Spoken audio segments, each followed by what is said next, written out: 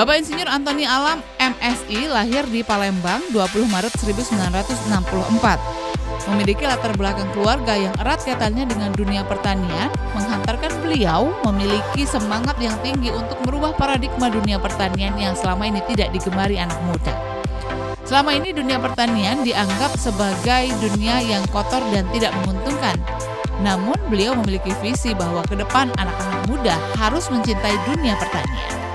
Baiklah saudara, inilah Bukan Basa-Basi bersama Insinyur Antoni Alam MSI, Kepala Dinas Pertanian, Tanaman Pangan, dan Hortikultura Provinsi Sumatera Selatan. Assalamualaikum warahmatullahi wabarakatuh. Salam jumpa pemirsa TVRI Sumatera Selatan dimanapun Anda berada. Senang sekali saya Wimaya Rustam kembali hadir menjumpai Anda dalam Bukan Basa-Basi. Ya, pemirsa, kali ini dalam Bukan Basa-Basi kami akan mengajak Anda untuk mengenal lebih dekat dengan Bapak Antoni Alam, adalah Kepala Dinas Pertanian, Tanaman Pangan, dan Hortikultura Provinsi Sumatera Selatan. Seperti apa motivasi dan juga kiprah beliau di dunia pertanian untuk memajukan Provinsi Sumatera Selatan? Untuk itu tetaplah bersama kami dalam Bukan Basa-Basi. Assalamualaikum Pak Antoni, apa kabarnya? Sibuk nampaknya ya Pak? Iya, akhir-akhir tahun. Hari ini apa yang menjadi agenda Bapak? Biasa rutinitas, karena tutup tahun anggaran kita ngejar waktu pencairan, kemudian ada rapat komisi, kemudian ada juga persiapan menyambut kedatangan menteri, itu yang paling. Kami menyita waktu Bapak jadi kalau begitu. Baik, mungkin kita bisa sambil bergeser.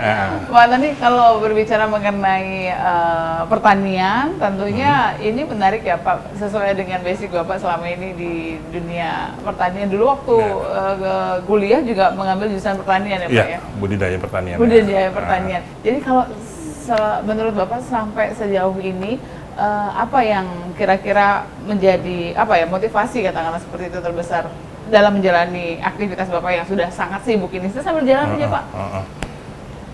Kaitan dengan pertanian ya?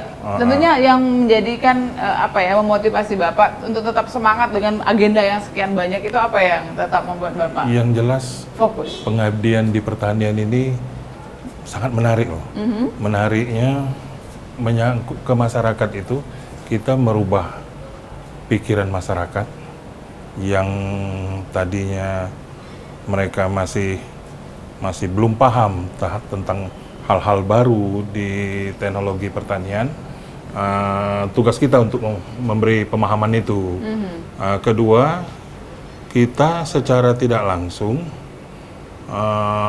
merubah budaya, mengenalkan teknologi, kemudian kita juga sekaligus membantu mereka untuk meningkatkan pendapatan. Jadi ada 3 hal yang saya pikir sangat-sangat mulia pekerjaan ini. Nah, itu yang mendasari saya terpanggil dari bangku kuliah dulu. Saya merasa ini memang benar-benar menarik untuk ditekuni. Nah, itu. Kalau melihat zaman sudah berbeda ya Pak, apa yang sebenarnya paradigma yang harus dirubah dari dunia pertanian saat ini? Sekarang hambatan kita kaum muda ini enggan melanjutkan usaha orang tuanya sebagai petani. Kenapa ya Pak seperti itu? Karena mereka beranggapan petani itu kelas masyarakat yang bagaimana, yang rendah gitu ya. Tapi mereka kan sebenarnya sebagai anak petani, mereka melihatnya cuma lumpurnya itu aja mungkin, panas-panas gitu ya. Tapi dia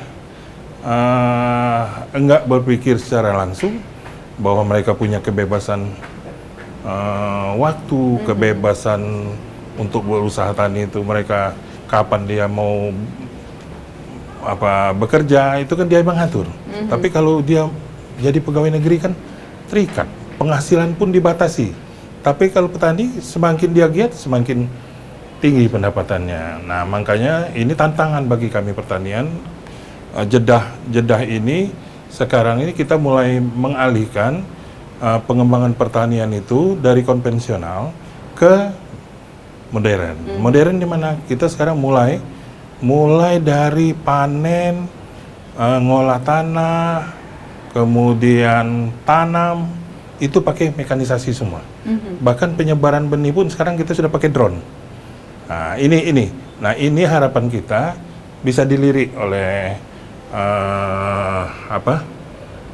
kaum milenial bahwa usaha tani di bidang pertanian itu tidak selalu bergelut dengan lumpur, apalagi mereka yang basicnya sarjana.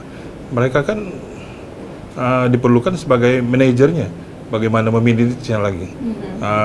Teknologi sudah berkembang, peralatan lengkap.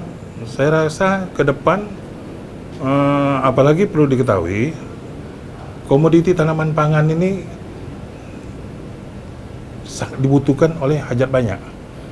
Belum pernah dengar harga beras turun, yang ada itu harga beras naik.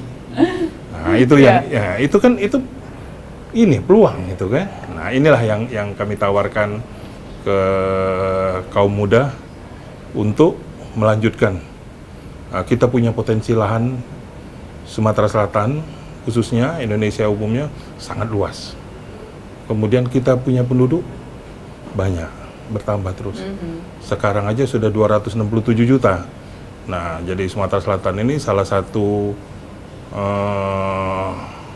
lumbung untuk memenuhi kebutuhan pangan nasional itu. Baik, Pak Antoni, kalau melihat sumber daya manusianya yang saat ini ada space kehilangan generasi begitu dalam dunia pertanian? Iya, kita sering terjadi pada saat panen sulit mencari tenaga kerja. Oh begitu ya? Iya, Pak, sekarang udah terjadi. Terjadi. Makanya kita cari langkah cepat ini. Satu-satunya jalan kita harus berubah ke mekanisasi itu. Kalau membutuhkan waktu berapa lama untuk bisa akhirnya merubah mindset, kemudian juga merubah paradigma yang selama ini mungkin konvensional pertanian kita, kemudian juga menjadi pertanian modern yang diharapkan Bapak tadi. Kira-kira butuh berapa lama jangka waktunya, Pak? Optimisnya? Saya berpikir sekarang kan untuk menjadi pegawai negeri semakin sulit. Iya. Peluang juga semakin kecil. Iya. Di bidang lain juga perlu modal, perlu ilmu pengetahuan. Nah, saya rasa di bidang pertanian ini bisa belajar sambil berusaha. Jadi kalau dilihat dari situ, pertanian itu tidak hanya tanaman pangan aja ya. Dia untuk meningkatkan pendapatannya, dia bisa sambil mengembangkan perikanan, peternakannya. Jadi saya optimis nggak begitu lama. Keinginan kita ini bisa disambut oleh angkatan muda kita, kaum milenial.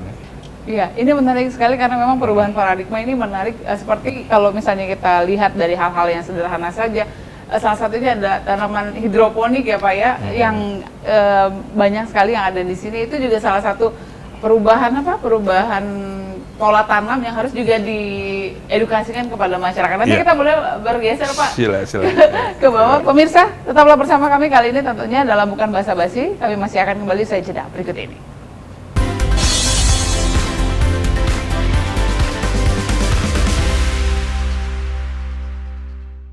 Terima kasih pemirsa, masih bersama kami dalam Bukan Basa-Basi. Masih hari ini saya akan berbincang bersama Bapak Antoni Alam. Kita masih berbicara mengenai seperti apa sebenarnya pandangan mengenai dunia pertanian ke depan tentunya dalam Bukan Basa-Basi kali ini. Baik, Pak Antoni, ini menarik ya, di kantor ada ruang khusus untuk tanaman hidroponik ini seperti apa?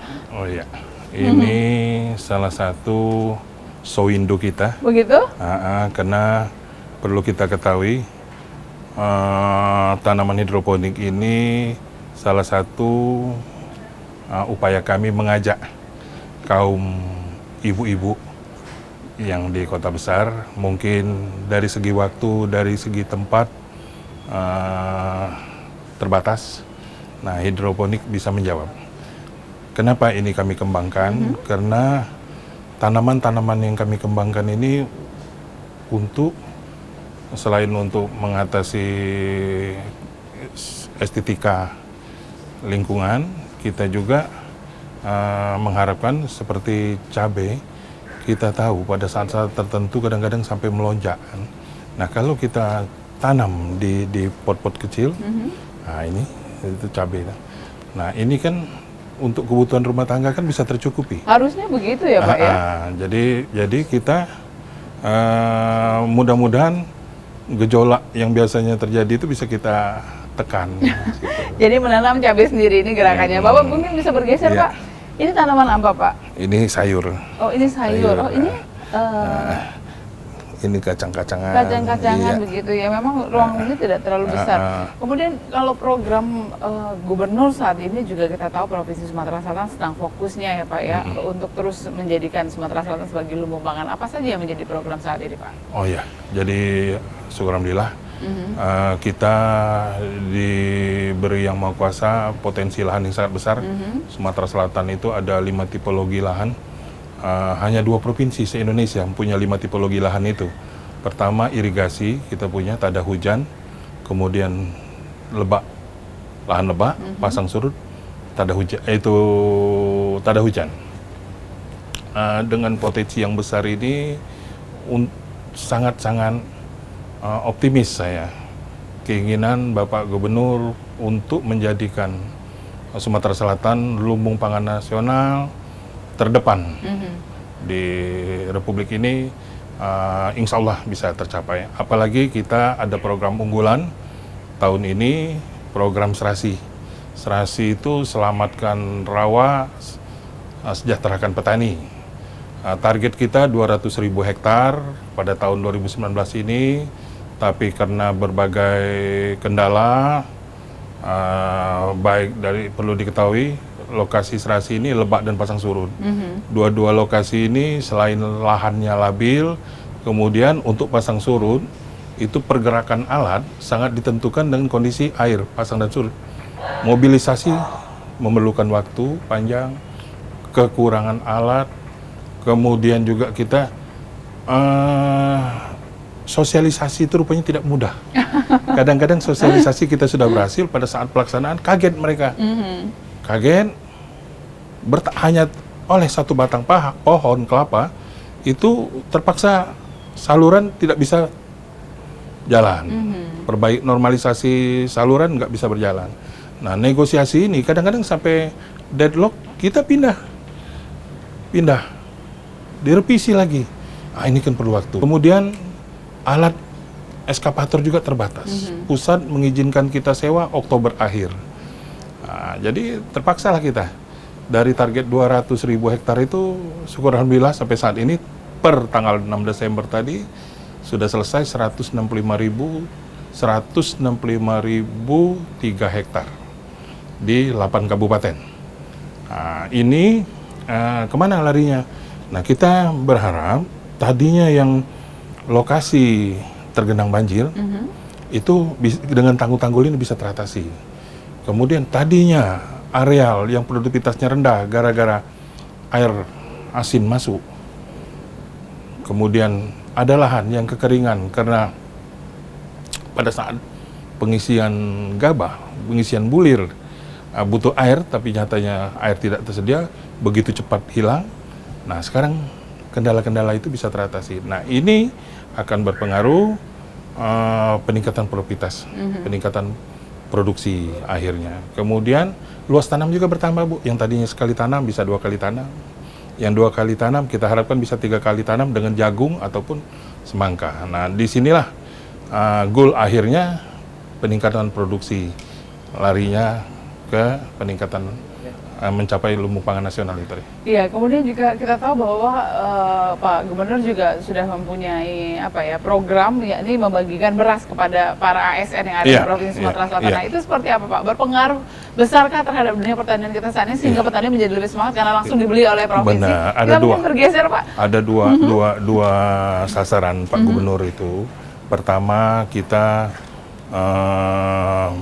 membantu petani jangan sampai pada saat panen harga jeblok.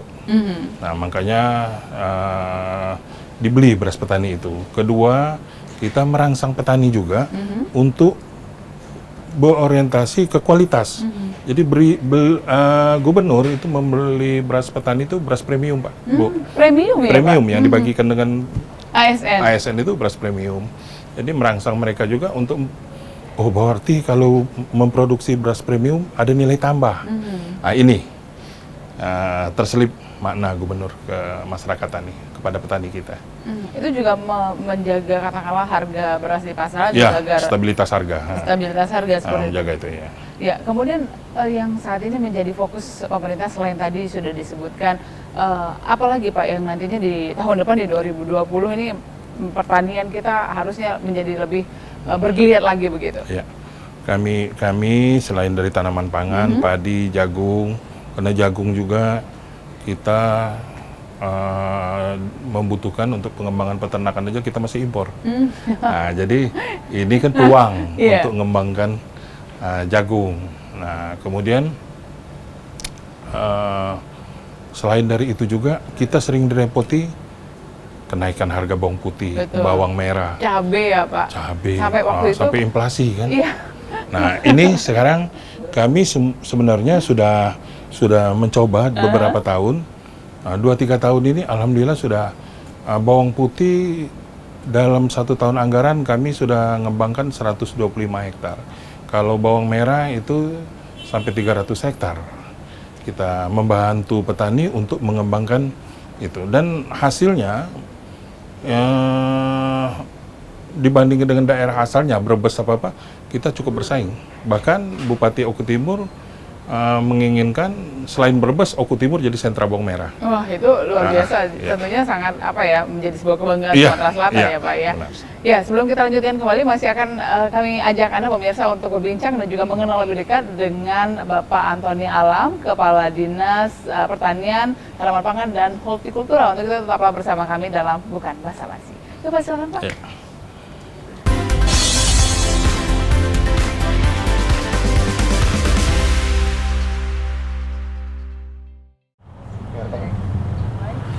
Terima kasih Anda masih bersama kami kali ini dalam Bukan Basa-Basi. Kali ini saya masih bersama Bapak Antoni Alam. Pak Antoni, setelah kita sudah berbincang mengenai pertanian, sebenarnya yang menurut Bapak sangat menjadi menjadi motivator ataupun juga pendukung karir Bapak sampai sejauh ini itu siapa saja?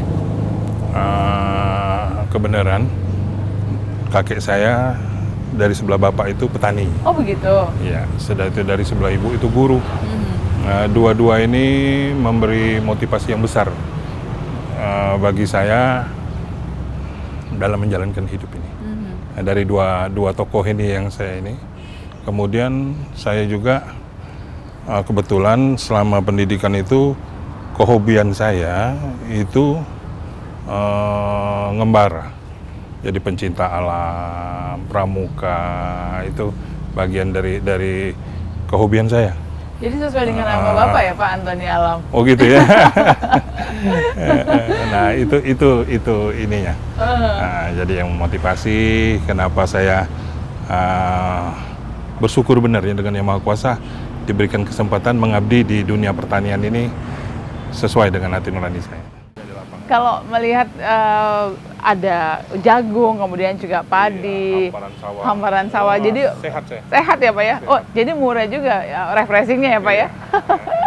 Iya, Pak Antoni, kemudian setelah ini apa yang ingin Bapak capai kemudian dalam hidup seperti itu? Sederhana aja. Kalau hidup ya kita sebagai saat ini, saya juga punya keluarga, punya kewajiban untuk membina keluarga saya, terutama anak-anak. Kita mengikuti keinginan positif mereka, kemana yang mereka inginkan, kita ikuti. Kira-kira anak-anak ada yang merespon katakanlah negatif nggak Pak dengan kesibukan Bapak? Kapan waktunya untuk keluarga begitu? Atau Bapak sudah punya cara sendiri untuk membagi waktu yang tepat antara keluarga dan juga pekerjaan? Saya kadang-kadang, kemarin contohnya, saya ke Sumber Marga Telang, saya bawa anak saya. Oh begitu ya Pak? Ya, jadi dia sembari jalan, sekaligus dia memahami, oh orang tuanya kerjanya seperti ini. Yang ketiga, dia akan berpikir nanti. Dia bisa berpikir bahwa, oh ini alam kita nih begini, ini ternyata bisa dibuat seperti ini. Saya sambil berikan pelajaran sedikit sambil jalan itu kan. Ternyata responnya bagaimana Pak? Kalau anak-anak sekarang kan biasanya susah diajak pergi ke alam, sukanya ke mall begitu. Enggak juga. Anak saya kebetulan kemarin saya pikir dia baru pertama naik speed, kena gelombang, air nyemprot itu dia, mamanya bilang, nanti dia kaget-kaget. Bukan kaget ya. Happy ya Pak? Oh, diketawa deh. Itu saya lihat nggak yang apa yang kita pikirkan kan. Bahkan anak sekarang itu dia cerita tuh saya tangkapi, oh dia bisa menganalisa ini. Oh pagi ini Pak ya katanya. Kehidupan di daerah itu nggak susah-susah benar katanya. Nah, itu pandangan dia ya. Saya pikir oh dia berarti ada penilaian tersendiri ya. Nah, itu. Ya, jadi itu juga ternyata bisa merubah mindset anak muda juga ya Pak ya. Selama ini mungkin kalau berbicara tentang pertanian jauh, capek, panas, ternyata kotor begitu, ternyata hasilnya dikit. itu yang susah. Ya, nanam padi itu. Kalau dia bisa 5 ton, 5 ton aja, itu jadi berasnya itu bisa 3,6, 3,8 ton. Harga beras sekarang 9.000 lah kata termurah. Jadi udah hampir 30 juta kan? 3 ton aja kali 9, 27 juta. Apa 30 juta lebih? 1 kali tanam. 2 kali tanam, 70 juta 1 tahun. Enak petani apa enak pegawai negeri? Itu belum dia kalau rajin tanam semangka, buncis ya. Tanam yang ketiganya jagung. Belum itu ada nilai tambah lagi. Apa nggak menarik? Iya, betul ya. Tapi tetap pegawai negeri 0 tahun nggak nyampe 5 juta. Iya, tapi itulah pola pikir yang harus dirubah begitu ya Pak ya. Pola pikir yang harus dirubah agar ternyata dunia pertanian ini menjadi lebih menarik untuk anak-anak muda. Itu juga menjadi PR bersama agar pertanian juga kalau misalnya diisi. Betul, agar kalau pertanian diisi oleh anak-anak muda ada inovasi-inovasi baru juga yang muncul di situ.